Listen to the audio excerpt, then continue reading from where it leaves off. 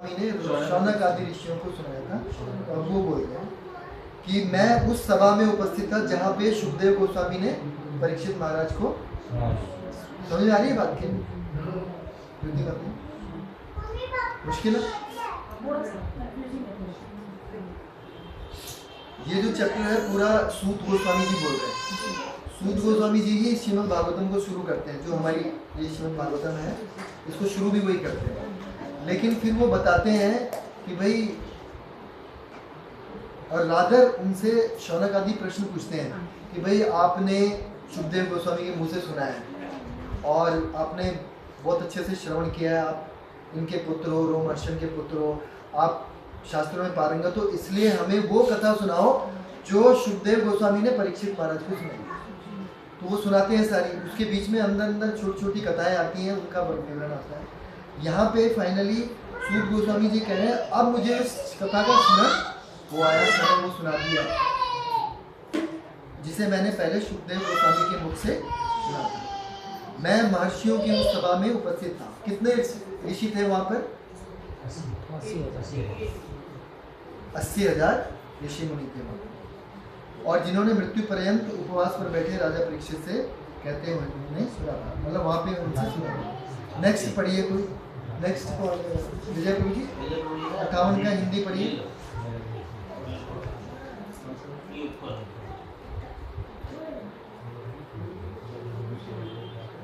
ये ब्राह्मणों इस तरह मैंने आप लोगों से भगवान वासुदेव की महिमा का वर्णन किया, जिनके सामान्य कार्य स्मृति के योग्य है। यह वर्णन सारे अशुभ का विनाश करने वाला है। हाँ, तो अगर हम श्रीमद् भागवतम पढ़ते हैं तो क्या होता है, सारा अशुभ जो है उसका विनाश हो सकता है। जैसे आज चंद्र ग्रहण लगा हुआ है, लोग, मैंने देखा मंदिर में बहुत कम लोग आए हैं ना, और हम यहाँ पे क्या कर रहे हैं, सारे अशुभ को भगा रहे हैं। क्यों? क्योंकि हम भगवान की महिमा का वर्णन कर रहे हैं, श्रवण कर रहे हैं, तो सारा अशुभ जो है वो शुभ हो जाएगा। आज ना बहुत मैसेज चल रहे थे सर्वेंट लीडर्स के ग्रुप में कि प्रभु जी कैसे करना है, भगवान की सेवा कैसे करनी है, मंदिर में कैसे होगा, घर पे कैसे होगा, भोग लगेगा कि नहीं लगेगा, हम खाएं कि नहीं खाएं, ऐसे बहुत सारे प्रश्न चल रहे थे। तो मुरली कृष्ण प्रभु जी ने पूछा, बोला कि अगर किसी को लगता है कि आज खाना कंटेमिनेट हो जाएगा तो प्लीज़ अपने मोबाइल से दूर रहें। सबसे ज़्यादा कंटेमिनेशन इससे हो। तो कोई अगर कुछ 4 घंटे, 2 घंटे, 6 घंटे, 8 घंटे अपने मोबाइल से दूर रहेगा तो वो उससे ज़्यादा कंटेमिनेशन से बच जाएगा जो सूर्य चंद्र ग्रहण से होने वाला है ना। क्यों? क्योंकि इसमें क्या है, कंटेमिनेशन ही है, सारा कुछ भी खुलता है।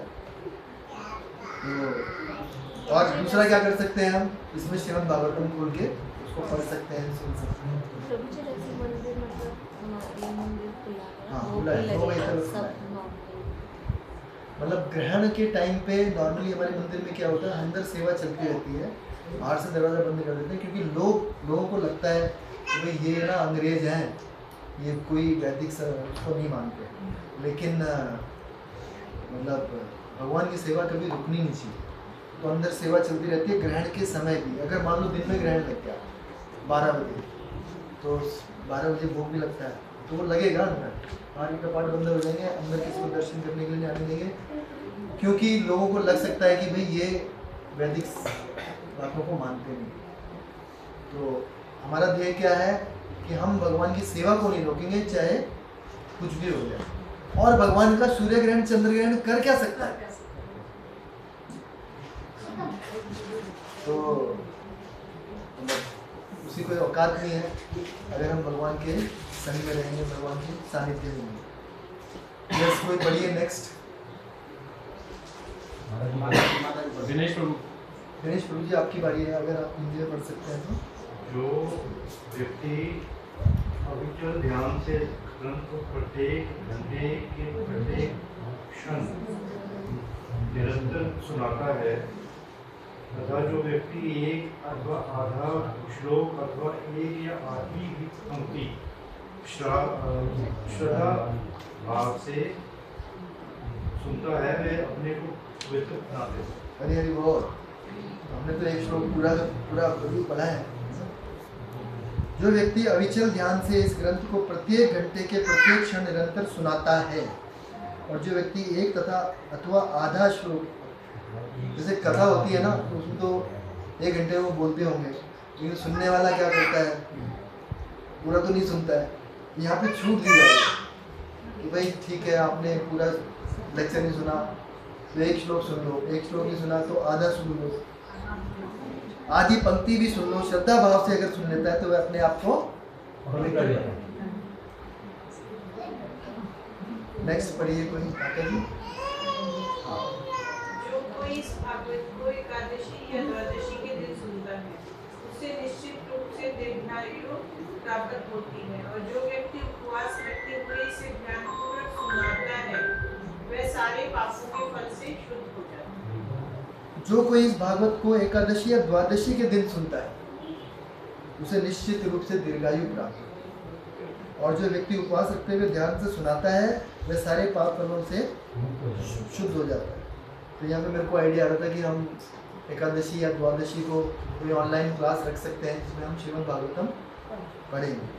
अगर आप सब लोग इंटरेस्टेड हो तो हम पाप से भी मुचित हो जाएंगे और हमारी दीर्घायु भी होगी, हमें और हरे कृष्णा मंत्र करने को समय मिलेगा। नेक्स्ट पढ़िए कोई माता जी। हाँ ज्योति माता जी।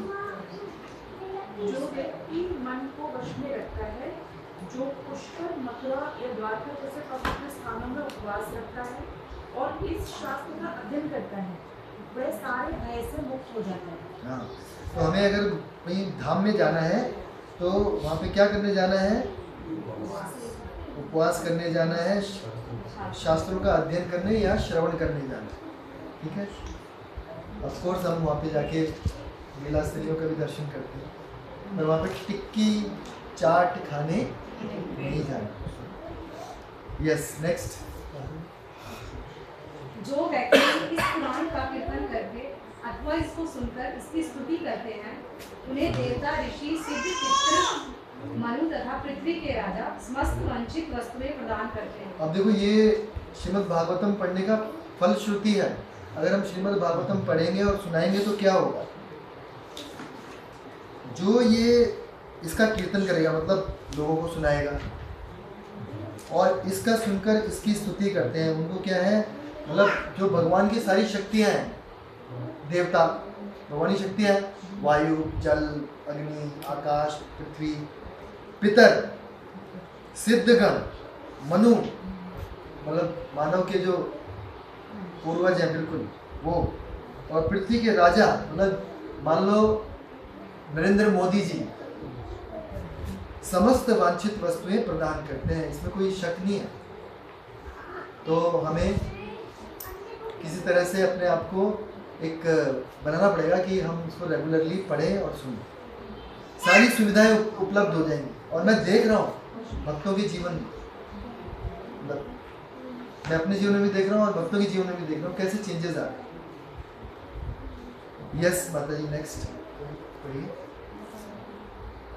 इस श्रीमद् भागवतम को पढ़कर एक ब्राह्मण वैसी ही शहद, घी तथा दूध की नदियों को भोग सकता है, जैसी वह ऋग, यजु तथा साम वेदों के मंत्रों का अध्ययन करके भोग सकता है। तो कहा जाता है कि अगर कोई ब्राह्मण वेदों को पढ़ता है तो फिर वो, मतलब उसकी उंगलियां घी में और सर कढ़ाई में, ऐसा वाला सीन है।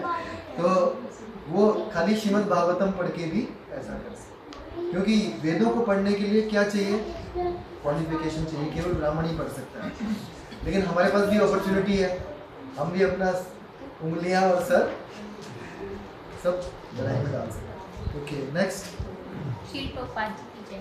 जो ब्राह्मण समस्त पुराणों के इस अनिवार्य संकलन को कर्तव्य परायणता से पढ़ता है, वह परम गंतव्य को प्राप्त होता है, जिसका वर्णन स्वयं श्री भगवान ने इसमें किया है। परम गंतव्य को प्राप्त होता है। अगर ये पहले दिया, ब्राह्मण अगर मान लो कोई पढ़ता है तो वो क्या होता है, परम गंतव्य को पहुंचता है। अब अगले में बताएंगे कि हाँ ब्राह्मण के लिए बताएंगे। नेक्स्ट पढ़िए। जो ब्राह्मण श्रीमद् भागवतम को पढ़ता है वह भक्ति में अविचल रिद्धि प्राप्त करता है। जो राजा इसका अध्ययन करता है वह पृथ्वी पर सार्वभौम सत्ता प्राप्त करता है। वैश्य विपुल कोष पा लेता है और शुद्ध पापों से छूट जाता है। ठीक है, तो सब जो भी वर्ण थे सबका बता दिया कि अगर कोई ब्राह्मण श्रीमद् भागवतम को पढ़ता है तो वह भक्ति में दृढ़ बुद्धि प्राप्त करता है, उसके वो भक्ति में दृढ़ हो जाता है। और कोई राजा करता है तो फिर उसका क्या होता है, पूरी पृथ्वी का राज्य उसका होता है।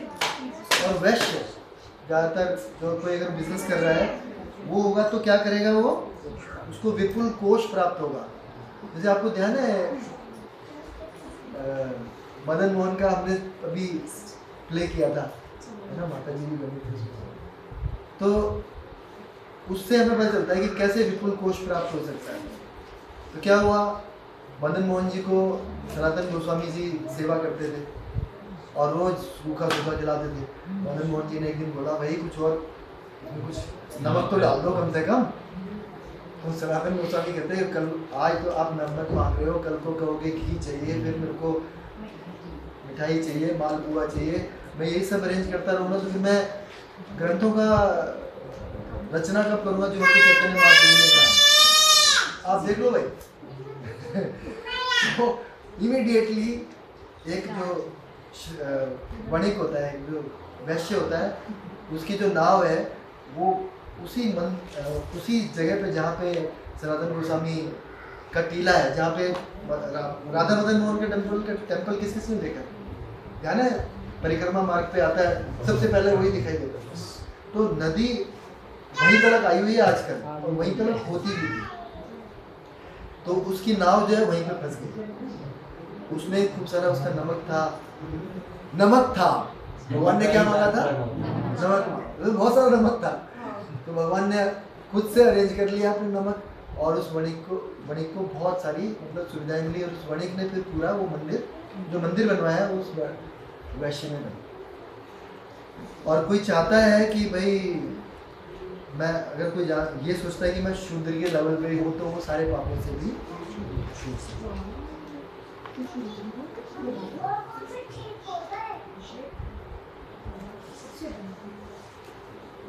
मेरे पीछे दोहराइए, श्लोक हम बोल सकते हैं। कलिमल संहित कालनो, कलिमल संहित कालनो,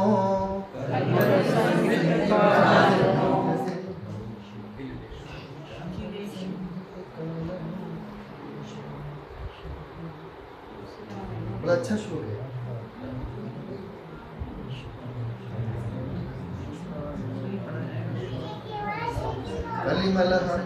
कलिमल संहति कालनो अखिलेशो, कलिमल संहति कालनो अखिलेशो, हरिरित्र अत्र न गीयते हि अवीक्षणम्, इह तु पुनर्भगवान् अशेषमूर्तिः, परिपठितो अनुपदं कथा प्रसंगः।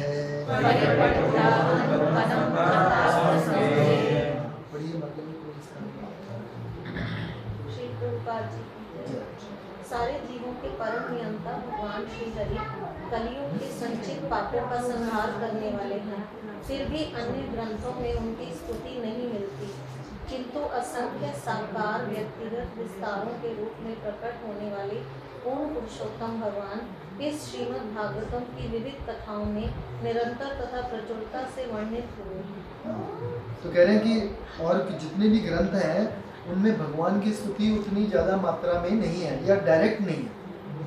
इस जो श्रीमद् भागवतम है इसमें डायरेक्ट भगवान कृष्ण की स्तुति है।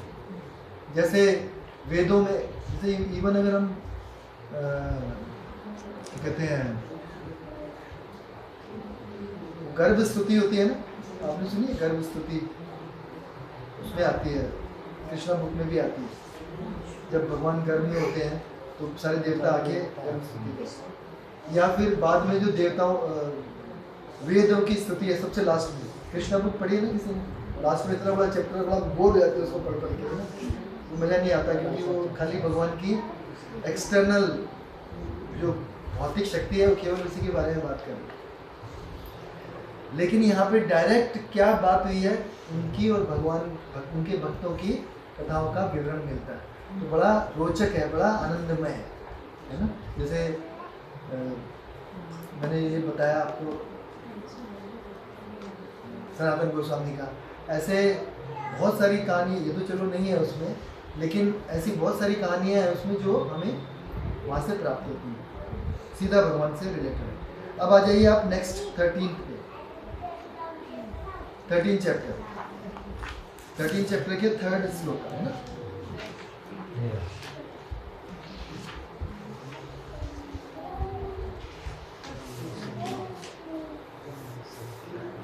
तो अब सूत गोस्वामी जी कह रहे हैं कि अब मैं ना सारे पुराण जितने भी हैं उनमें कितने कितने श्लोक हैं वो बताऊंगा। पढ़िए माता जी।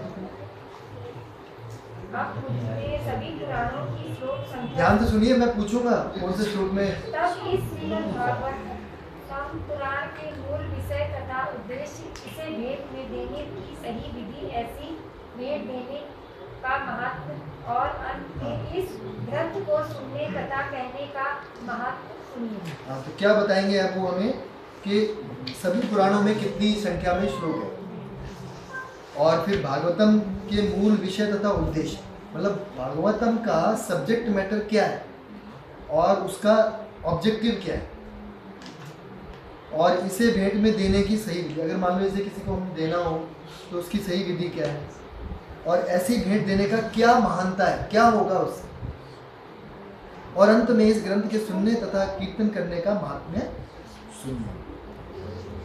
तो ये फिर माताएं होगी पूरी। हाँ, गुरु श्री प्रपात की जय। ब्रह्म पुराण में 10,000, पद्म पुराण में 55,000, श्री विष्णु पुराण में 23,000, शिव पुराण में 24,000 तथा श्रीमद् भागवतम में 18,000 श्लोक हैं। कितने कितने ब्रह्म पुराण में कितने हैं? 10,000, पद्म पुराण में 55,000, विष्णु पुराण में 23,000, शिव पुराण में 24,000, श्रीमद् भागवतम में 18,000, हाँ, नारद पुराण में 1,30,000, भारत पुराण में 25,000 हैं, मार्कंडेय पुराण में 9,000, अग्नि पुराण में 15,400, भविष्य पुराण में 14,500, ब्रह्मवरद पुराण में 18,000 तथा लिंग पुराण में 11,000 श्लोक हैं। वरा पुराण में 24,000, स्कंद पुराण में 81,000, 100, पुराण में 10,000, पूर्व पुराण में 17,000, मत्स्य पुराण में 14,000, करुण पुराण में 19,000 तथा ब्रह्मांड पुराण में 12,000 श्लोक हैं। इस तरह समस्त पुराणों की कुल श्लोक संख्या 4 लाख है। पुनः इसमें से 18,000 श्लोक अकेले श्रीमद् भागवतम की हैं। तात्पर्य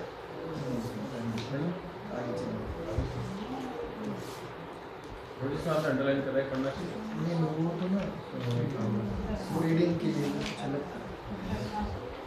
संख्या 10वां 5,24,000 10वें पे आ गई 10वें। भगवान ने सर्वप्रथम ब्रह्मा को संपूर्ण श्रीमद् भागवतम प्रकाशित की। हाँ। उस समय ब्रह्मा संसार से भयभीत होकर भगवान की नाभि से निकले कमल पर आसीन थे। हाँ, तो श्रीमद् भागवतम जो सबसे पहले सुनाई थी वो किसने, ऐसा नहीं कि सुखदेव गोस्वामी ने सुनाई थी, उससे पहले बहुत सारी श्रीमद् भागवतम हो चुकी थी, लेकिन जो लिखित रूप में और इस रूप में प्रकट है वो सुखदेव गोस्वामी ने ही हमें दी है। सबसे पहले किसने सुनाई? भगवान ने ब्रह्मा जी को। ब्रह्मा जी ने किसे सुनाई? नारद जी को। नारद जी ने किसे बताई?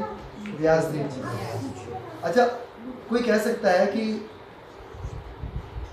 श्रीमद् भागवतम में जो भगवान ने सुनाई थी ब्रह्मा जी को वो 4 श्लोकों की थी, चतुश्लोकी भागवतम बोलते हैं।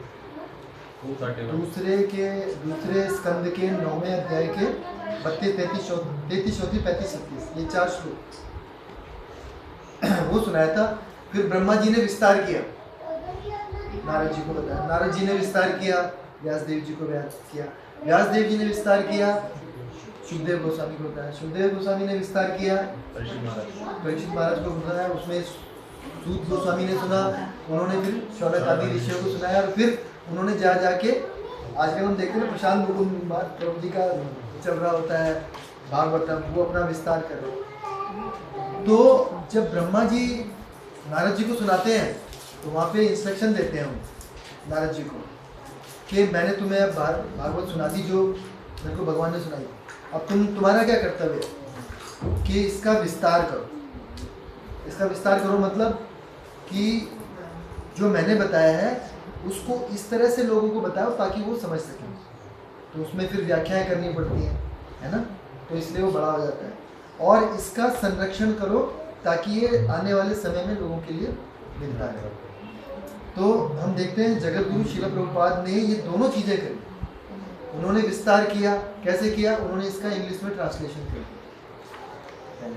फिर क्या किया उन्होंने उसमें अपने परपट दे दिए, है ना।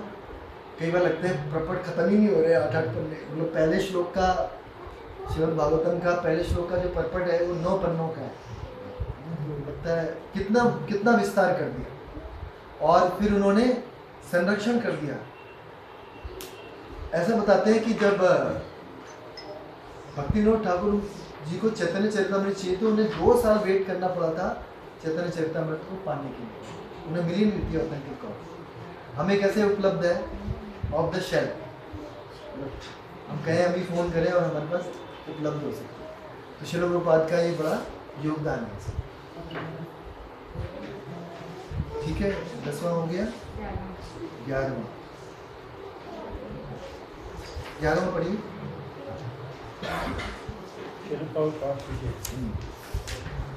From beginning to end, the Srimad Bhagavatam is full of narrations that encourage renunciation of material life, as well as nectarian accounts of Lord Hari's transcendental pastimes, which give ecstasy to the saintly devotees and demigods. This Bhagavatam is the essence of all Vedanta philosophy, because its subject matter is the absolute truth, which, while non-different from the spirit soul, is the ultimate reality, one without a second. The goal of this literature is exclusive devotional service unto that supreme truth. वो बता रहे थे ना कि मैं बताऊंगा कि भाई इसका मूल क्या है और इसका उद्देश्य क्या है, इसका सब्जेक्ट मैटर क्या है और इसका ऑब्जेक्टिव क्या है। तो भाई क्या क्या है इसमें? कह रहे हैं कि आदि से अंत तक ऐसी कथाओं से परिपूर्ण है जिससे क्या होगा? भौतिक जीवन से वैराग्य की ओर ले जाए, है ना। जो मटेरियल एजुकेशन है वो क्या करती है हमें? वो हमें मटेरियल जीवन की तरफ ही ले जाती है ना। मतलब मैं बहुत अच्छा इंजीनियर बनूंगा, क्यों? क्योंकि मुझे बहुत अच्छी जॉब चाहिए। क्यों? क्योंकि मुझे बहुत अच्छी लड़की चाहिए। क्यों? क्योंकि मुझे बहुत अच्छे बच्चे चाहिए। क्यों? फिर इसके बाद नहीं बता पाता हूँ कि मैं बूढ़ा हो जाऊंगा। क्यों? ये नहीं, अगर ये उसको पता चल जाता है कि मैं बूढ़ा हो जाऊंगा, फिर क्यों? फिर उसके बाद क्या होगा? फिर मैं मर जाऊंगा। फिर उसके बाद क्या होगा कि वो जो आपने कमाया होगा वो उस पर आपके बच्चे मौज करेंगे। तो अगर उसको ये पूरी स्टोरी नहीं पता चल पाती, वो खाली यहीं तक सोच पाता है कि मेरे को क्या मिलेगा, but what will you lose? आप क्या लूज करके जाओगे ये तो सोचो। ये कोई नहीं सोचता। तभी तो युधिष्ठिर महाराज कहते हैं कि सबसे आश्चर्यजनक जो बात है वो यही है कि लोग देख रहे हैं कि मेरा पिता मर रहा है, मेरे चाचा मर रहा है, मेरे आसपास में सब मर रहे हैं और मैं भी एक दिन मरूंगा, लेकिन फिर भी वो इतनी भौतिकता में लगा हुआ है कि क्या कहें। ये सबसे बड़ा आश्चर्यजनक है। तो लेकिन श्रीमद् भागवतम ऐसी कथाओं से पूर्ण है जो हमें इस भौतिक जीवन से परे ले जाए। किसी का अनुभव है ऐसा? किसी ने कोई कथा सुनी हो मंदिर में, कि कोई लेक्चर सुना हो यूट्यूब पे, कहा हो कि यार this is the time I should रिनंसिएट, अभी मेरे को छोड़ देना चाहिए, मेरे को वानप्रस्थ में चले जाना चाहिए या ब्रह्मचर्य। ऐसा किसी का अनुभव है? ऐसा किसी को लगा? नहीं लगा? होता तो है पर कुछ कर नहीं सकता। बिना एक लेक्चर में महाराज होता है, लेक्चर सुन रहा था तो उसमें ना एक बात बोल रहे थे कि आपको पता है कि श्रील प्रभुपाद जी ने कितने पेन के साथ ये ग्रंथों का मतलब कराया क्या था। दूसरे लोग बोलते हैं हाँ हमको पता है, हमने प्रभुपाद जी में पढ़ी है। तो महाराज जी बोलते नहीं तुम्हें नहीं पता, हम पता है नहीं तुम्हें नहीं पता। बोले तो तुम्हें कैसे पता चलेगा? तो बोले कैसे पता चलेगा? बोले जब आप 70 साल की उम्र में आ जाओगे ना और जब आपको ये सब करना पड़ेगा तब पता चलेगा कि प्रभुपाद जी ने क्या, तब पता चलेगा कि प्रभुपाद जी ने वाली बोला दिल को मतलब ऐसे घुमाना सा हो जाता है कि मतलब क्या कर क्या रहे हैं। कैसे हमें लगता है, कैसे हमें वैराग्य आता है जब हम अभी आगे देखेंगे हम कि उसमें बताएंगे कि कैसे परीक्षित महाराज को भौतिक मृत्यु से बचा लिया। हालांकि तो उनकी तो मृत्यु हुई, लेकिन वो बोलेंगे अभी कि उन्हें भौतिक मृत्यु से बचा लिया। क्यों? कि वो लगे रहते, हालांकि तो भगवान के शुद्ध भक्त थे, खाली बोल रहे हैं। लेकिन एक सामान्य व्यक्ति के बारे में अगर मान लो उसे श्रीमद् भागवतम न मिले, कोई भक्त न मिले, भगवत गीता ना बताया जाए, हरे कृष्णा मंत्र ना बताया जाए, जो हमारी स्थिति है, अगर हमें नहीं बताया जाता तो हमारा क्या हो रहा होता आज? 4 दिन में मृत्यु हो जाएगी तो क्या करेगा वो? क्या करेगा? सब कुछ छोड़ के जाना पड़ेगा। तो भौतिक जीवन से वैराग्य की ओर। और ऐसी लीलाएं हैं जिसमें संत भक्तों और देवताओं को आनंद देने वाला है। कौन आनंद लेता है भगवान की कथाओं में? जो भक्ति ले पाते हैं। किसी दूसरे व्यक्ति को अगर बता दो, उसे लगता है या तो ये यार, जैसे मैं अपने एक बार मैं अपने भाई से मैंने शेयर किया कि तुम्हें पता है शंकर जी का गला नीला क्यों है? मैंने बड़ी गलती कर दी। मैंने कथा में जरा जस्ट ही सुना था, मैंने कहा आज बता देता हूँ। मैंने कहा इसलिए नीला है क्योंकि वो भगवान के नामों का उच्चारण कर रहे होते हैं। हरे कृष्ण कृष्ण हरे राम राम राम। और ये बिल्कुल फैक्ट है, क्योंकि भगवान शंकर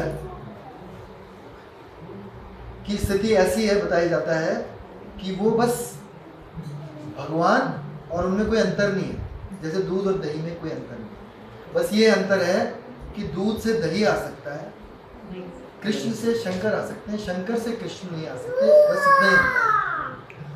तो मैंने जैसे ये बताया ना, मेरे भाई कहता है यार, मेरा भाई मेरे से बड़ा है 6 साल, यार तुम्हारी ना कहानियाँ हमेशा ऐसी होती, कभी भी मानेगा नहीं, है ना, कभी भी उसको रैलिश नहीं कर पाए। मैं तो रैलिश किया और मुझे लगा कि मैं बताऊँ इसको, लेकिन वो रैलिश नहीं करेगा। तो जब कहते हैं ना अश्रद्धालु को कृष्ण नाम की महिमा का उपदेश नहीं करना चाहिए, उसमें ये नहीं है कि हम जाके प्रचार नहीं करें, हम जाके ये अंतरंग चीज़ें ना बताएं।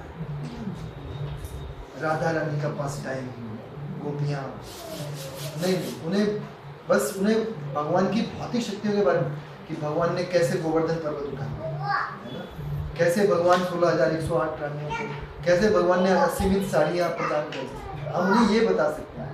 पर हम उन्हें जो रसिक बातें हैं कि भगवान के शिव जी के गले का रंग नीला क्यों, ये बताएंगे तो उन्हें समझ में नहीं आएगा। तो ये केवल भक्तों और देवताओं को ही आनंद आता है। हाँ, शिव पुराण जिन्होंने पढ़ी है, मैंने तो पढ़ी नहीं, जिन्होंने पढ़ी है तो वो लोग कहते हैं कि शिव जी जो है उन्हीं से क्रिएशन की हुई है सारी। तो वो बिल्कुल सही है। जब वो पहले शिव पुराण पढ़ रहे थे, बाद में भागवतम का कोई कॉन्टेक्ट उनके आगे रखे, तो वो उसको फिर गलत समझते हैं। This is wrong. तो एक्चुअली जो फैक्ट है ना, वो पूरी तरह से बताया जाए। रियली में किसी ने शिव पुराण पढ़ा है तो वो बता पाएगा। और श्रीमद् भागवतम में भी है क्रिएशन कैसे होती है, कैसे होती है क्रिएशन, भागवतम में है। कृष्ण जो है वो तो इस क्रिएशन से मतलब रिलेटेड ही नहीं है, वो अपना एक्सपेंशन करते हैं महाविष्णु में। 3 विष्णु सुने हुए ना सब, भाग तो नहीं जाएगा कोई सुन के विष्णु भी 3 बता रहे यार, ये कोई नई बात बता रहे। 3 विष्णु होते हैं, महाविष्णु जब कारण सागर में लेट जाते तो उनके शरीर से अनेक रोम छिद्रों से अनेक ब्रह्मांड निकलते, फिर वो ब्रह्मांड में निष्क्रिय होते हैं। तो यही महाविष्णु क्या है, गर्भोदक्षाई विष्णु बन के उसमें प्रवेश कर जाते हैं, ठीक है, और उस जो गर्भ सागर उस पर लेट जाते हैं। फिर उसमें से ब्रह्मा जी उत्पन्न होते हैं, ब्रह्मा जी सृष्टि करने लगते हैं। तो क्या होता है कि कैसे होता है? हाँ, तो सॉरी, जो मेरी मेन बात थी वो ये थी कि जो महाविष्णु ब्रह्मांडों की जो उत्पत्ति करते हैं वो कैसे करते हैं, वो दृष्टिपात करते हैं। किस पे करते हैं? वो जो दृष्टि है ना उनकी, उसको शंकर कहा जाता है। और वो जाके उनका संयोग होता है प्रकृति से, दुर्गा मैया से, और फिर क्रिएशन होती है। तो in a sense they are not saying wrong, वो सही है कि भाई सृष्टि का जो क्रिएशन है वो शिव करते हैं, but that is not the complete fact. वो शिव कहाँ से आते हैं, ये फैक्ट हमें श्रीमद् भागवतम से पता चलता है। हालांकि मैंने शिव पुराण नहीं पढ़ा है, बट मैंने ऐसे कनेक्ट किया, मेरे मन में भी ये बहुत प्रश्न था कि शिव पुराण वाले लोग ये कहते हैं, इवन देवी पुराण वाले ये लोग ये कहते हैं। हाँ, वो देवी पुराण के सीरियल जो आते देवी हैं पुराण में ये कहते हैं कि भाई देवी माता ही सब, बिल्कुल सही है। अगर यही लॉजिक लगाएंगे तो उसमें देवी माता भाई क्रिएटर है, सब कुछ वही सब संभालती है, तो वो इस तरह से गूगल पर कुछ बोलते हैं, अगर आपको कोई चीज़ समझ में ना आए ना तो समझ लो तो अलग अलग कल्प किया समझ लगा कि उसमें भी एक हुआ था, बट एक्चुअल में जो क्रिएटर है सोर्सेज और नॉन सोर्सेज जनरली लोगों को इस बात से हम समझा नहीं पाते। वो कहता है मुझे पता है कि तो वो वैसे ही हम किसी एक पॉइंट से बता रहे हैं, मतलब कि अगर शताब्दी है वो दिल्ली से चल के जयपुर जा रही है, तो वो पीछे दिल्ली वाला जयपुर वाले को नहीं पता कि वो दिल्ली से आ रही है, मतलब उसको वो एक पॉइंट से ही पता है कि वो शिव पुराण शिव जी ने उसको उस पॉइंट से पीछे के पॉइंट का नहीं पता ये। और शिव पुराण पढ़ना पड़ेगा हमें, तब हम रियली में कोरिलेट कर पाएंगे। बट मैंने फिर इस तरह से इसको समझा कि भाई जब मैं श्रीमद् भागवतम का कोर्स कर रहा था तो उसमें बताया उन्होंने कि भाई कैसे भगवान महाविष्णु दृष्टिपात करते हैं और फिर वो जो दृष्टि है वो जो शक्ति है वो शिव है, वो शंभू बोलते हैं, शंभू वो जाके फिर दुर्गा मैया से संसार करते हैं और फिर इस सृष्टि का ऐसा ब्रह्म संहिता में दिया। तो केवल देवताओं और भक्तों को आनंद देने वाली होती है। तो मैंने आपको समझा दिया कि हरिनाम की महिमा का अश्रद्धालु को वर्णन नहीं करना चाहिए। इसका मतलब ये नहीं है कि हमें प्रचार नहीं करना है, हमें उससे हरे कृष्णा मंत्र बुलवाना चाहिए, हमें उससे बताना चाहिए भगवान ने कैसे गोवर्धन पर्वत उठाया था, कैसे असीमित साड़ी दी थी, कैसे गजेंद्र का मोक्ष कर दिया था, है ना। उन्हें चमत्कार बताने चाहिए। लेकिन भगवान की जो रसिक लीलाएं हैं, कैसे वो गोपियों के कहने पर डांस करते हैं उनके सामने, है ना, कैसे वो जब माखन चुराने जाते थे, जब गोपियाँ पकड़ लेती थी तो गोपियाँ कहती थी कि अब नाच के दिखाओ तब छोड़ोगे, तो वो नाच के दिखाओ। तो वो लीलाएं हम उनको ना बताएं, हम उन्हें ऊपर ऊपर की चीज़ें बताएं। तो फिर आपको लगे कि हाँ इसको ये श्रद्धावान है, तो फिर हम उसको पहले हरे कृष्णा मंत्र बताइए, हरे कृष्णा मंत्र करता तो ठीक है, फिर वो आएगा कुछ दिन आपके पास, आपसे पूछेगा, तो फिर उससे पता लगेगा कि ये श्रद्धालु है कि नहीं, इसको बताना चाहिए। महिमा नहीं बताएंगे हम हरे कृष्णा मंत्र देंगे, उसको महिमा नहीं बताएंगे भाई कि उसको कहेंगे ना आप हरे कृष्णा मंत्र करोगे तो आपके सारे पाप दूर हो जाएंगे, है ना, इतना मान लेगा। या आपका आप अपने स्वरूप में चले जाओगे, आप ये बताओगे कैसा मैं स्वरूप में हूँ, वो स्वरूप का क्या है। अच्छा सुनिए, यह भागवतम समस्त वेदांत दर्शन का सार है। जितने भी वेद लिखे गए उनका फिर वेदांत मतलब वेदों का अंत, एक वेदांत सूत्र लिखा गया। उसमें क्या था कि जैसे कहते हैं ना अहम ब्रह्मास्मि, मैं ब्रह्म हूँ, ये एक सूत्र है। ऐसे सूत्रों को उस वेदांत सूत्र में लिखा गया और सारे वेदांत का सारे वेदों का सार है। उस वेदांत का जो सार है वो श्रीमद् भागवत। आप कैसे समझे इसको? जैसे अहम ब्रह्मास्मि, इसको समझाने के लिए आपको कुछ कहानी चाहिए, कोई कथा चाहिए, ठीक है, तो वो हमें श्रीमद् भागवतम से वो कहानियाँ मिलती हैं कि कैसे मैं ब्रह्म हूँ, कैसे मैं जीवात्मा हूँ। ये सब कहानियाँ हमें श्रीमद् भागवतम से मिलती है। फिर हम जाके रिलेट कर पाते हैं कि भाई मैं ब्रह्म हूँ, मैं इस जगत का नहीं हूँ। बात समझ में आ रही है आप? ओह सॉरी, रम्या मैं कह रहा था जैसे 10th के मैथ में आता है ना एक a² + c² b square is equal to C square. किसी ने पढ़ी है rectangle right angle triangle trigonometry. तो एक तो है a square plus B square is equal to C square, ये तो हो गया फॉर्मूला। इस फॉर्मूले को जो प्रूव करने के लिए बताया जाता है कि भाई पहले ये किया फिर ये किया, देखो इसका ए स्क्वायर किया फिर इसका बी स्क्वायर किया, तो देखो ये फाइनली निष्कर्ष निकला कि जो ए स्क्वायर है प्लस बी स्क्वायर है is equal to C square. करते हैं ना, उस थ्योरम को प्रूव करते हैं। वैसे ही जो सूत्र है अहम ब्रह्मास्मि या फिर जन्मादि अस्य, इसको कौन कैसे हम इसको कैसे हम एक्सप्लेन करते हैं, वो श्रीमद् भागवतम की कथाओं से ऐसे हो। जिस जन्मादि अस्य कि सब चीज़ों के स्रोत जो है वो कृष्ण है, तो कैसे करते हैं? फिर जब वेदों की विभिन्न भक्तों की कहानियाँ सुनते हैं या फिर उनके पुरुष अवतार की कहानियाँ सुनते हैं। पुरुष अवतार कौन कौन है, कौन बताएगा? भगवान के पुरुष अवतार कौन कौन है? अभी तो बात की थी, महाविष्णु,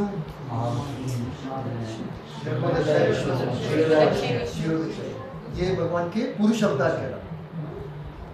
तो जब हम इनसे पता चलता है कि सृष्टि तो कर रहे हैं महाविष्णु, लेकिन आए किससे हैं? वो कृष्ण से आए हैं। तब हमें पता लगता है कि जन्मादि अस्य यथा कौन है। फॉर्मूला क्या है? जन्मादि अस्य यथा, कि जिससे सब कुछ आता है, फॉर्मूला ये है। लेकिन जब हम भागवतम पढ़ते हैं उसमें बताया जाता है कि कृष्ण अपना एक्सपेंशन करते हैं। जब उन्हें आनंद की प्राप्ति करनी होती है तो वो अपना एक्सपेंशन करते हैं किसमें? महाविष्णु में। और फिर महाविष्णु अनेक ब्रह्मांडों की रचना करते हैं। समझ आई बात? तो वो हो गया वेदांत का सार है। इसकी विषय वस्तु क्या है? परब्रह्म। परब्रह्म कौन है? भगवान। जैसे हम भी ब्रह्म हैं, हम भी आध्यात्मिक हैं, जो सोल है वो आध्यात्मिक है, लेकिन परब्रह्म कौन है? भगवान। और जो आत्मा से अभिन्न होते हुए भी अद्वितीय परम सत्य है। इस ग्रंथ का लक्ष्य क्या है? एकांत की भक्ति, मतलब उसमें न तो कोई ज्ञान कर्म योग कुछ नहीं मिला है, और अहेतुकी और अप्रतिहता, मतलब न तो किसी कारणवश वो भक्ति की जाती है। अभी आज की डेट में हम भक्ति नहीं कर रहे हैं, सॉरी टू से, मतलब मैं घंटी बजा रहा हूँ, हम भक्ति नहीं कर रहे हैं क्योंकि हमारा कोई ना कोई हेतु है। वो भक्ति नहीं है, वो भक्ति की शुरुआत इस तरह है कि भाई हम इंटरेस्टेड है भक्ति करने, ठीक है। लेकिन वो इस ग्रंथ का लक्ष्य क्या है? क्या ये देगा हमको?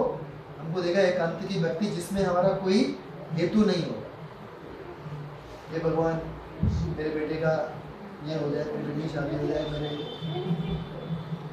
प्लॉट की रजिस्ट्री हो जाए, मेरा कुछ हो जाए, मेरा लोन हो जाए, मेरा जो भी, ये इससे जब पार हो जाएंगे तब शुद्ध भक्ति शुरू। तब तक हमें क्या करनी पड़ेगी? क्या भक्ति कहते हैं उसको? वैदी भक्ति, और या फिर आरोपित भक्ति। भक्ति नहीं है, मैं आरोपित कर रहा हूँ। हे भगवान, मैं चाहता हूँ शुद्ध भक्त बनना, आज मेरी स्थिति नहीं है, तो आप प्लीज़ एक्सेप्ट कीजिए, इसको भी ऐसा करो। और वो भक्ति होती है, एक्चुअली शुद्ध भक्ति भी होती है एक तरह से, अगर हम शुद्ध भक्त के इंस्ट्रक्शंस का पालन करते हैं तो वो शुद्ध भक्ति है। जैसे हमें 16 माला करने के लिए कहा गया, हालांकि हम किसी हेतु से आते हैं, लेकिन वो 16 माला का इंस्ट्रक्शन किसने दिया? हमें श्रील प्रभुपाद से आया, तो वो शुद्ध भक्ति है। 16 माला का 4 नियमों का पालन, शास्त्रों का अध्ययन, भक्तों का संग, ये सारी इंस्ट्रक्शन कहाँ से आ रही है? श्रील प्रभुपाद से आ रही है। तो ये भक्ति ही है, शुद्ध भक्ति का ही है, हमारी स्थिति नहीं है। और कभी कभी मैं सोचता हूँ कि हमारी सही में स्थिति नहीं है, हमारा कितना सौभाग्य है कि हमें ये मिल गया है। अब देखते हो हम कैसे करते हैं हरि नाम का जप। हरि नाम हमें तुरंत भगवान से मिला सकता है, फिर हम कैसे करते हैं? महाराज जी ने एक लक्षण बताया था कि अगर जैसे अभी बताया आपने कि इतना आश्चर्य होता है कि लोग सब मर रहे हैं, लोग नहीं समझते। तो ये भी आश्चर्य है कि हरिनाम इतना सुलभ है, सरल है, और फिर भी हम नहीं समझते कि ये कितना। और डेली हम 2, 2.5, 3 घंटे लगाते हैं, इसके बावजूद चित्तो दर्पण मार्जनम, ये हमारे चित्त का दर्पण का शुद्धिकरण करने वाला है। भव महादावाग्नि निर्वापन, और बार बार के जन्म मृत्यु के चक्र से हमें मुक्ति दे देगा। श्रेय कैरव चंद्रिका वितरण, और ये ऑल ऑस्पिशियस है, मतलब जो भी ऑस्पिशियसनेस हम सोच सकते हैं, जो हमें ऑस्पिशियसनेस लगती है और जो रियली में ऑस्पिशियसनेस है, उसमें अंतर है। पहले तो यही समझना पड़ेगा। तो जब हम इस पे विचार करेंगे ना जब करते हुए, तब रियली में ये हमें याद रहेगा। नहीं तो हम हो गए 16 वाला। तो एकांत की भक्ति इसका लक्ष्य है। अब देखिए बहुत इंपॉर्टेंट श्लोक है यार, मेरे पीछे दोहराइए। औष्टप्रद्याम पौर्णमास्याम हेम सिंह समन्वितम ददाति यो भागवतम सा याति परमां गतिम। ये कोई अनुवाद इसकी बात है?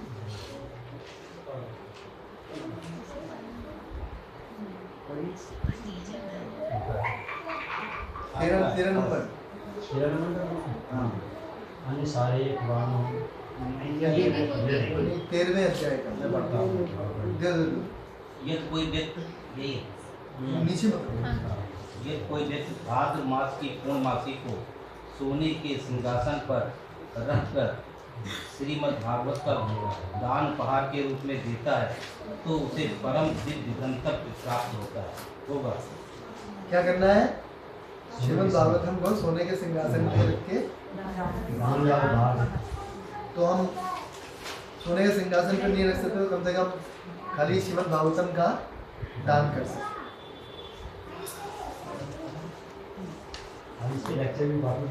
हाँ, आज सुबह का लेक्चर सुना, ऑनलाइन सुना तो मतलब नहीं।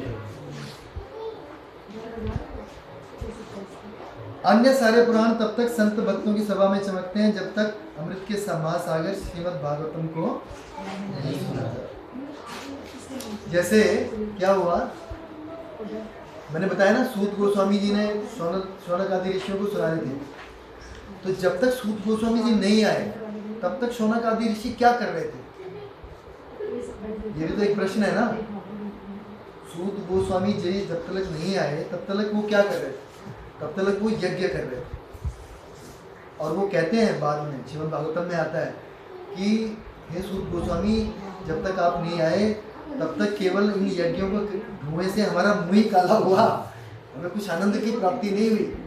ऐसा श्रीमद् भागवतम के पहले स्कंद में आता है कि इसके यज्ञ, ये जो यज्ञ हम कर रहे थे, मतलब कि वो जो यज्ञ हैं उनके करने से क्या होगा, कोई आध्यात्मिक लाभ नहीं होगा। आपको भौतिक लाभ हो सकता है लेकिन आध्यात्मिक लाभ नहीं होगा। तो हमारे मुंह ही काले हुए, अब आप आए हो, अब हमें रियली में आनंद आ रहा है, हमें और कथाएं सुनाओ, ऐसा बोल। तो भक्तों की सभा में तभी और पुराण सुने जाएंगे जब तक श्रीमद् भागवतम की चर्चा नहीं होगी। पढ़िए, कोई 15 नंबर पढ़िए विजय प्रभु जी। श्रीमद् भागवतम को समस्त वेदांत दर्शन का सार कहा जाता है। जिसे इसके अमृत में रस से पुष्टि हुई है, वह कभी अन्य किसी ग्रंथ के प्रति आकृष्ट नहीं होगा। जो इसको पढ़ लेगा उसको और किसी ग्रंथ से आकृष्ट नहीं होगा, उसे और किसी में आनंद नहीं होगा। क्यों ऐसा होगा? ऐसा क्यों होगा? क्योंकि ये उनका निचोड़ आप देखो, अभी हम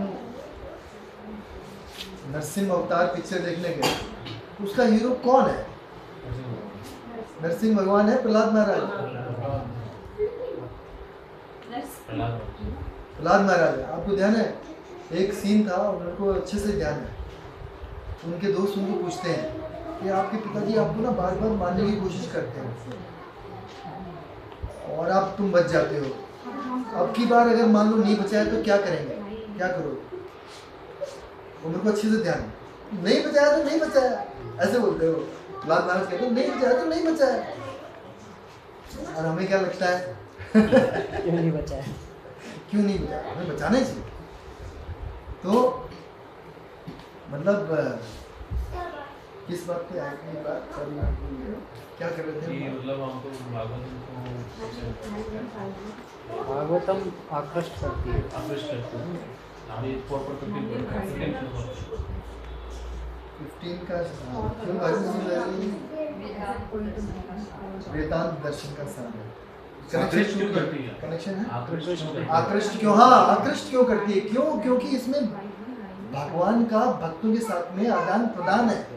किसी और ग्रंथ में ऐसा नहीं है।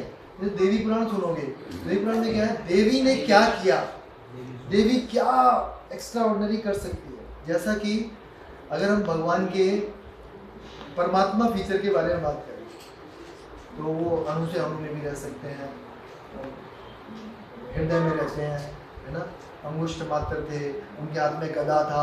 हमें मिलता है ना जब हम पढ़ते हैं श्रीमद् भागवतम, जब वो परीक्षित महाराज के साथ मतलब उत्तरा के घर में घुस गए तो उसमें वर्णन आता है उनके हाथ में गदा थी और वो गदा को यूं ही घुमा रहे ताकि जो ब्रह्मास्त्र चला था उसका प्रभाव ना हो। तो खाली हमें भौतिक चीज़ों के बारे में पता, भौतिक शक्तियों के बारे में पता चलेगा अगर हम अन्य ग्रंथ पढ़ेंगे। लेकिन हम यहाँ पे क्या पढ़ते हैं, भगवान की अंतरंग लीलाएं जो भक्तों के साथ में हुई। जैसे भगवान राम ने शबरी के बेर खाए, कैसे खाए? झूठे बेर खाए। कितनी मार्मिक वो है, लीला है। ऐसा हमें ग्रंथों से, ऐसे ग्रंथों से पता चलता है। तो तब जाके हमें, या फिर जैसे हम देखें बिल्वमंगल ठाकुर कहते हैं कि जब गोपियाँ सारा अपना दही माखन लेके मथुरा में बेचने जा रही थी तो वो ये नहीं कहती थी कि भाई दही ले लो, माखन ले लो, माखन ले लो, दही ले लो, बस। फिर क्या कहती थी बाद में? गोविंद दामोदर माधुरेति, ऐसे बोलने लगती थी। क्यों? क्योंकि उनको कहा था उनका जो दिमाग है पूरी तरह से कृष्ण के चरणों में अर्पित है हर समय। तो वो भूल जाती थी, दही ले लो, माखन ले लो, माधव ले लो, ऐसे करके बोलती। तो ऐसी लीलाएं हमें पता चलती, तो हमें बड़ा आनंद आता है ऐसे ग्रंथ से। जैसे भगवान का एक फीचर है, जैसे विष्णु भगवान है,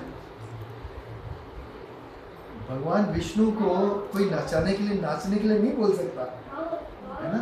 कोई कितना ही उत्तम भक्त होगा, वो बड़े उनके ऐश्वर्य भाव में ही उनकी पूजा करेगा, है ना। लेकिन कृष्ण को गोपियाँ नचा भी सकती, राधा रानी और गोपियाँ उनको मतलब उनका श्रृंगार। अभी ध्यान है राधाष्टमी पे किसने ध्यान किया, क्या विशेष था राधाष्टमी वाले दिन? दर्शन में किसने दर्शन किए? राधाष्टमी वाले दिन कौन कौन आया? किसी ने ध्यान किया क्या विशेष था उस दिन श्रृंगार में?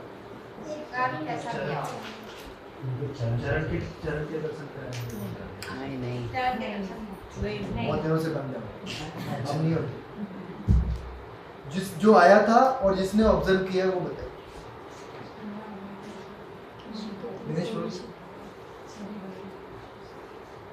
माया माता जी, आपने दर्शन किया था? क्या विशेष था उस दिन श्रृंगार दर्शन? उस दिन भगवान कृष्ण को, जो बलराम वाले कृष्ण है ना, उनको राधा रानी बनाया। उनका मेकअप पूरा ऐसा, ध्यान नहीं दिया आप लोगों ने? पूरा मतलब उनको यहाँ पे ऐसे मांग टीका पहनाया, ध्यान नहीं दिया आप लोगों? मैंने भी ध्यान नहीं दिया। तो ऐसी अंतरंग लीलाएं केवल भक्तों के साथ में होती। क्यों भक्ति सबसे ऊपर है?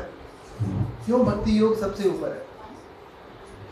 क्यों भगवान का ये फीचर, जहाँ पे वो अपने भक्तों के साथ में अंतरंग लीलाएं करते हैं, भगवान फीचर जो है, कहते हैं ना 3 फीचर हैं, कौन कौन से हैं? ब्रह्मेति, परमात्मेति, भगवानेति, 3 तरह से हम भगवान। क्यों भगवान सबसे ऊपर है? क्योंकि वो भक्तों के साथ में आदान प्रदान करते हैं। जैसे एक पिता अपने पुत्र के लिए घोड़ा बन सकता है, ऐसे भगवान बन सकते हैं।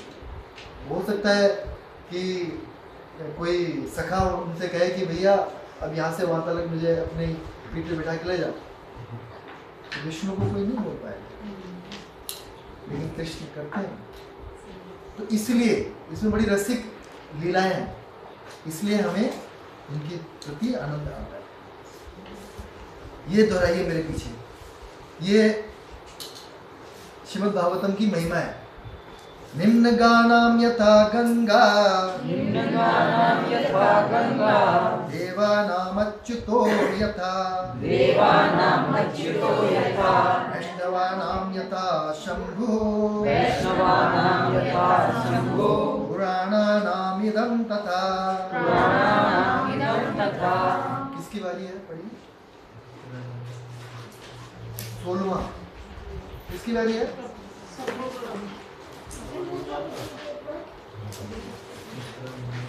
ये आप सब मेरे साथ ही हो या कहीं और हो? है? आपके पास है खुला हुआ कि नहीं? खुला हुआ है। अरे पढ़ो, पढ़ो पढ़ो। जिस तरह गंगा समुद्र की ओर से बहने वाली समस्त नदियों में सबसे बड़ी है, भगवान अच्युत देवों में सर्वोच्च है और भगवान शंभु शिव वैष्णवों में सबसे बड़े हैं। और उसी तरह श्रीमद् भागवत समस्त पुराणों में सर्वोपरि। ठीक है, सारी नदियों में सबसे बड़ी नदी कौन है? गंगा।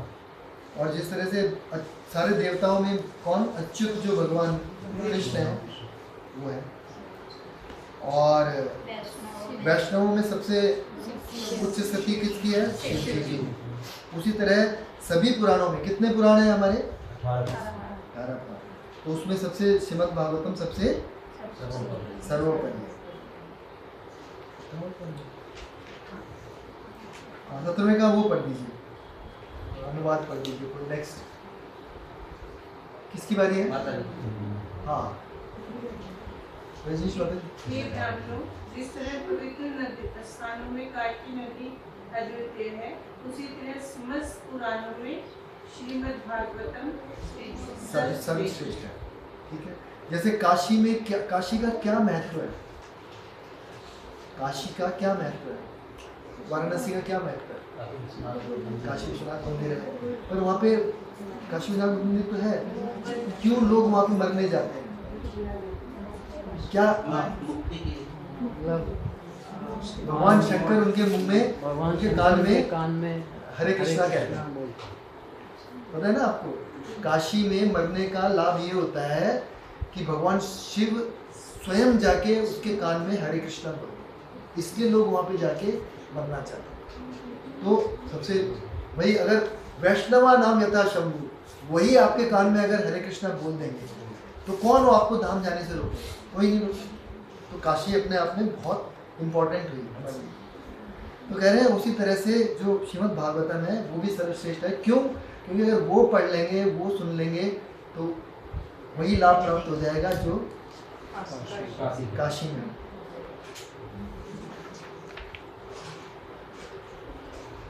अब ये हम बोल सकते हैं ये श्रीमद् भागवतम के उसमें है, नहीं लगाए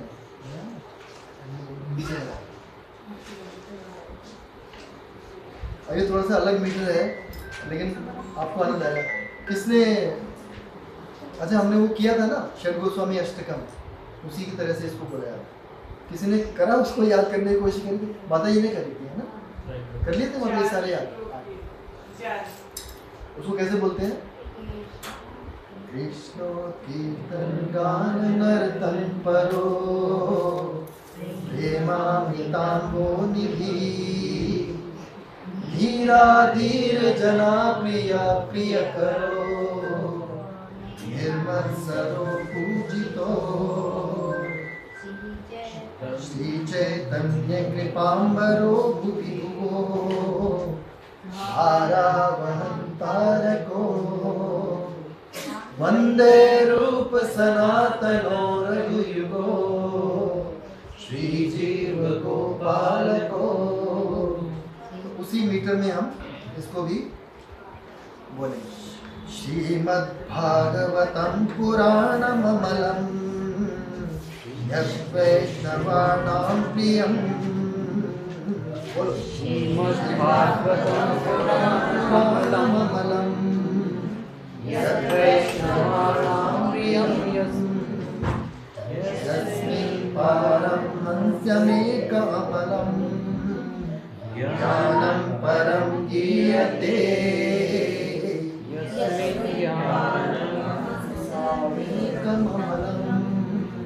ज्ञानं परं गीयते तत्र ज्ञान विराग भक्ति सहितं नैष्कर्म्यमाविष्कृतं। तत्र ज्ञान विराग भक्ति सहितं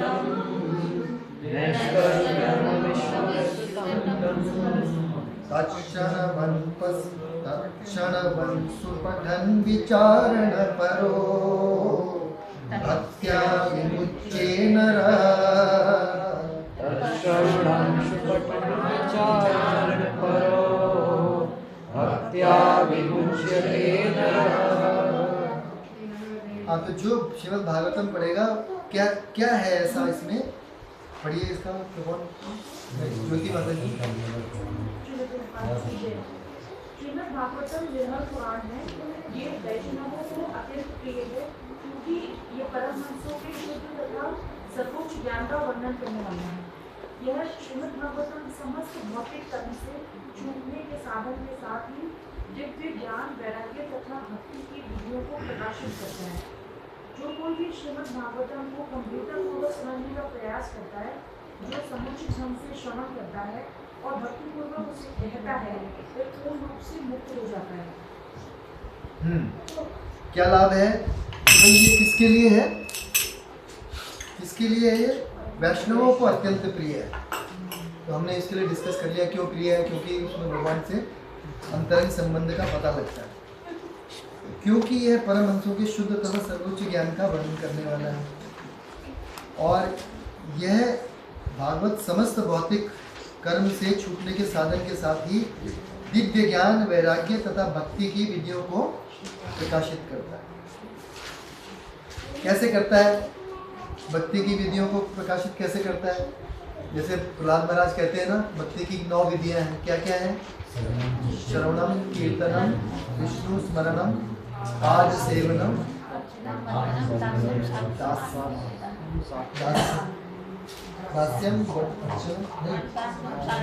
दास्यम, साख्यम, आत्मनिवेदन।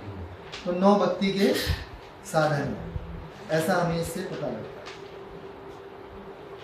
और जो समुचित भाव से, गंभीरता से सुनने का प्रयास करता है, उसका क्या है? उसका क्या होता है? वह पूर्ण रूप से मुक्त हो जाता है, फ्री हो जाता है। कस्मै येन विभासितो यमतुलो ज्ञान प्रदीपः पुरा। कस्मै येन विभासितः यमतुलो ज्ञान प्रदीपः पुरा। देखो, घबराओ नहीं, आप जितना जोर से बोलोगे ना उतना स्पष्ट उच्चारण होगा। डरने की बात नहीं है, गलती होगा ना। तद्रूपेण च नारदाय मुनये कृष्णाय तद्रूपिणा। तद्रूपेण च नारदाय मुनये कृष्णाय तद्रूपिणा। योगीन्द्राय तदात्मनाथ भगवत् भ्राताय कारुण्यत। योगीन्द्राय तदात्मनाथ भगवत् भ्राताय कारुण्यत। तच्छुद्धं विमलं विशोकममृतं सत्यं परम धीमहि। तत्शुद्धं विमलं विशोकं सत्यं परं धीमहि। तो जगह दे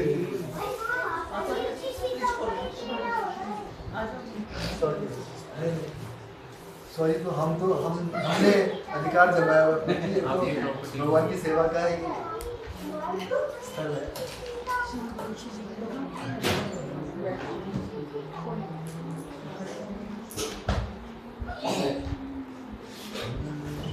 तो इसका अनुवाद पढ़िए कोई।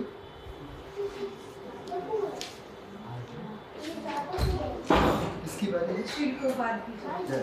मैं उन शुद्ध तथा निष्कलुष परम पूर्ण सत्य का ध्यान करता हूँ जो दुख तथा मृत्यु से मुक्त हैं और जिन्होंने प्रारंभ में इस ज्ञान के अतुलनीय दीपक को ब्रह्मा से प्रकट किया। तत्पश्चात ब्रह्मा ने इसे श्री नारद मुनि से कहा, जिन्होंने इसे कृष्ण देवपायन व्यास से कह सुनाया।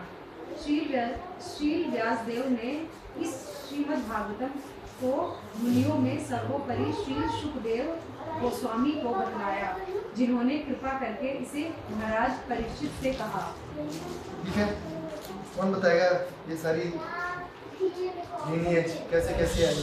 हाँ, भगवान ने किसको बताया? मतलब भगवान जी ने ब्रह्मा जी को बताया, ब्रह्मा जी ने नारद जी को, नारद जी ने व्यासदेव जी को, व्यासदेव जी ने शुकदेव मुनि को और शुकदेव मुनि ने परीक्षित। और सूत गोस्वामी ने किससे सुना फिर? शुकदेव। फिर उन्होंने शौनकादि ऋषियों को सुनाया और फिर उन्होंने जाके बहुतों को सुनाया। और आज हम देखते हैं प्रशांत मुकुंद प्रभु और कितने ही सूत गोस्वामी इनके मतलब पुत्र थे। सूत गोस्वामी रोमहर्षण जी के पुत्र थे। इसमें नहीं है, इसमें नहीं, वो शुरू में आता है।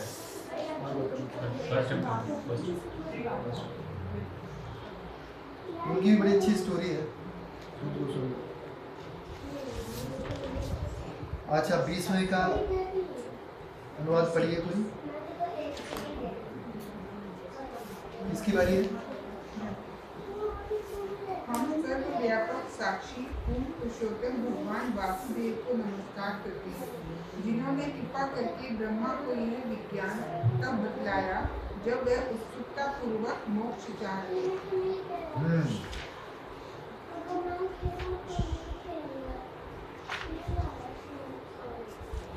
ठीक है, और नेक्स्ट वाला पढ़िए। श्री प्रभुपाद जी की जय। मैं श्री सुखदेव गोस्वामी को सादर नमस्कार करता हूँ, जो श्रेष्ठ योगी मुनि है और परम सत्य के व्यक्तिगत प्राकट्य रूप हैं। उन्होंने भौतिक संसार रूपी सर्प द्वारा काटे गए परीक्षित महाराज को बचाया। हाँ, ये मैं बोल रहा था। उन्होंने क्या किया? संसार रूपी सर्प द्वारा काटे गए परीक्षित महाराज को बचाया। हालांकि सर्प ने आगे तो परीक्षित महाराज को काटा तो मर ही गए ना, लेकिन कह रहे हैं कि शुकदेव गोस्वामी ने आके जब भागवतम सुनाई तो जो संसार रूपी जो सर्प काट रहा था उनको, उससे उन्होंने बचा लिया और वो धाम चले गए। हाँ, नेक्स्ट 22वां। हे ईशों के ईश, हे स्वामी, कृपया आप हमें जन्म जन्मांतर तक अपने चरण कमलों की शुद्ध भक्ति का बल दें। हे भगवान, फिर वो भगवान से प्रार्थना कर रहे हैं कि हमें अपने चरण कमलों का शुद्ध भक्ति का बल दें। अब ये श्लोक मेरे पीछे दोहरा सकते हैं। ये भगवान नाम की महिमा का श्लोक है, इसको याद भी कर सकते हैं। नाम संकीर्तनम यस्य सर्व पाप प्रणाशनम प्रणामो दुख शमनस्तम नमामि हरिं परम। इसका अनुवाद पढ़िए। श्री प्रभुपाद जी की जय। मैं उन भगवान श्री हरि को सादर नमस्कार करता हूँ, जिनके पवित्र नामों का सामूहिक कीर्तन सारे पापों को नष्ट करता है और जिनको नमस्कार करने से सारे भौतिक कष्टों से छुटकारा मिल जाता है। अभी ये 12वां स्कंद है, उसका 13वां अध्याय है, उसका लास्ट श्लोक है। सार क्या है कि मैं उन भगवान के हरि को सादर नमस्कार, जिनके पवित्र नामों का सामूहिक कीर्तन सारे पापों को नष्ट कर। तो क्या करना क्या है?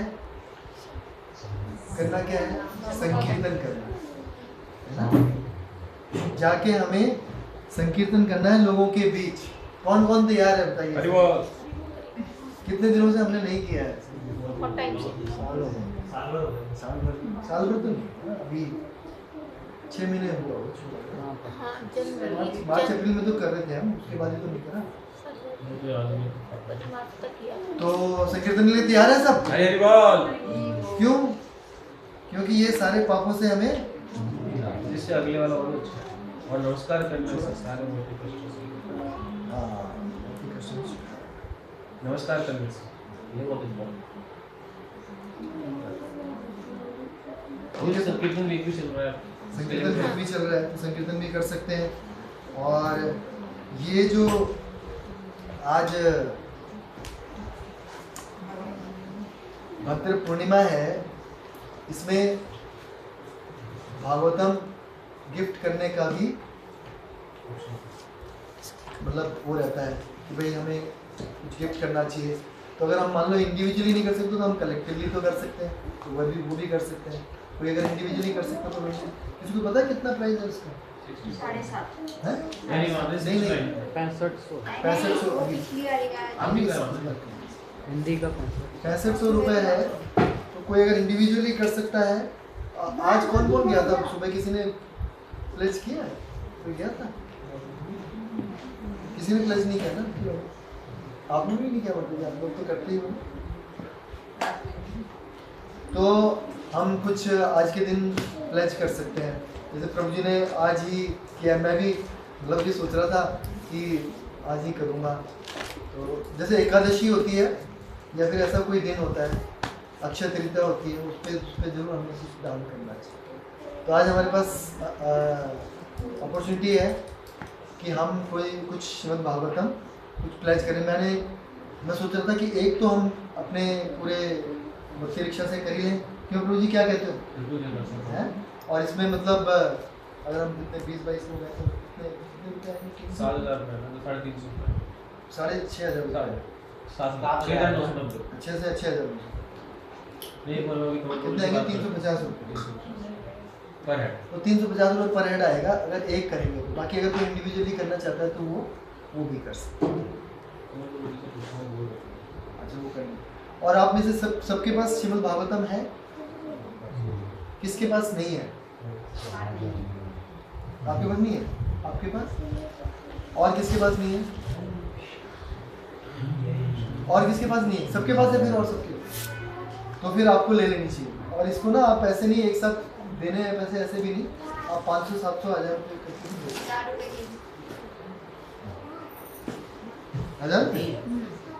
तो ऐसे करके भी हम दे सकते हैं। नीचे ना क्लास चल रही थी तो उसमें कुछ उन्होंने ऐसा किया था कि